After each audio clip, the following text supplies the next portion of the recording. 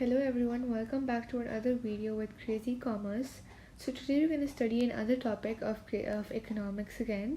And last time we had studied fiscal policy. So today we're going to study about monetary policy.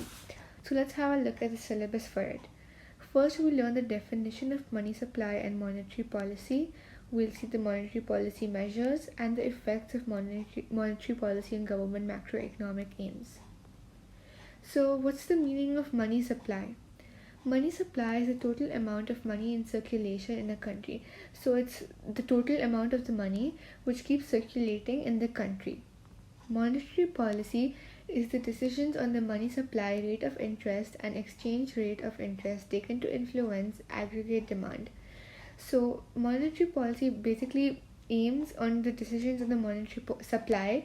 So they try to achieve the government aim by making decisions on the money supply, the rate of interest, exchange rate of interest, so that they can influence the aggregate demand. And foreign exchange rate is price. It's the price of one currency in terms of another currency. Expansionary monetary policy is the increase in the money supply and rate of interest made to increase the aggregate demand.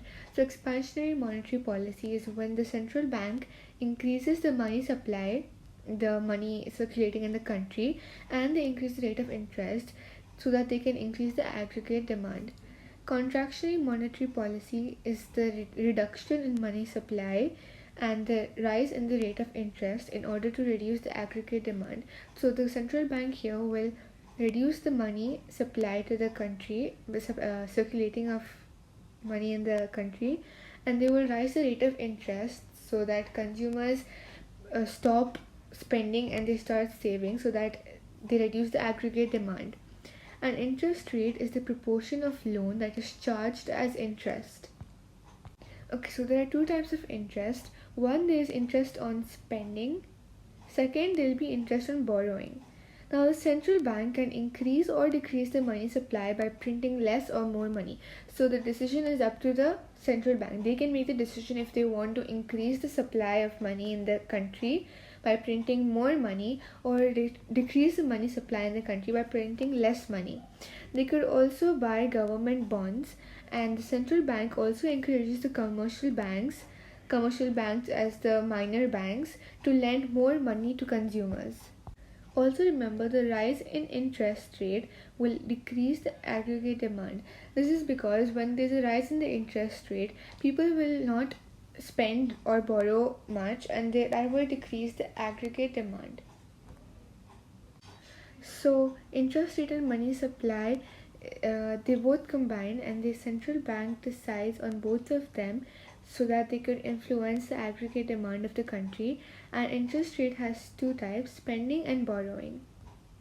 Okay, so if the aggregate demand of the country should increase, then the central bank must reduce the interest rate so that customers get more encouraged to spend and borrow more, and the money supply should increase, which means the central bank should print more money so that there's more money circulating in the economy. This will increase the total aggregate demand for the economy.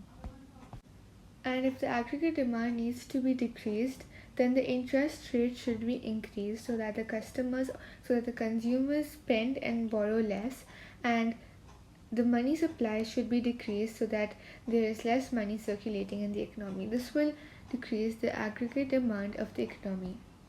Okay, so now we're going to discuss about the changes in money supply. So the central bank could increase the money supply by printing more money, buying back government bonds, and giving commercial banks more money to lend to their customers. So by this will result in more borrowing, spending on consumer and capital goods. And this will lead to an increase in the consumer spending and investment, which will again result in an increase in aggregate demand and the end result of increased output. Now, since aggregate demand will increase, the firms will be forced to increase their output, since the demand will also be likely increasing. Now, coming to changes in interest rate.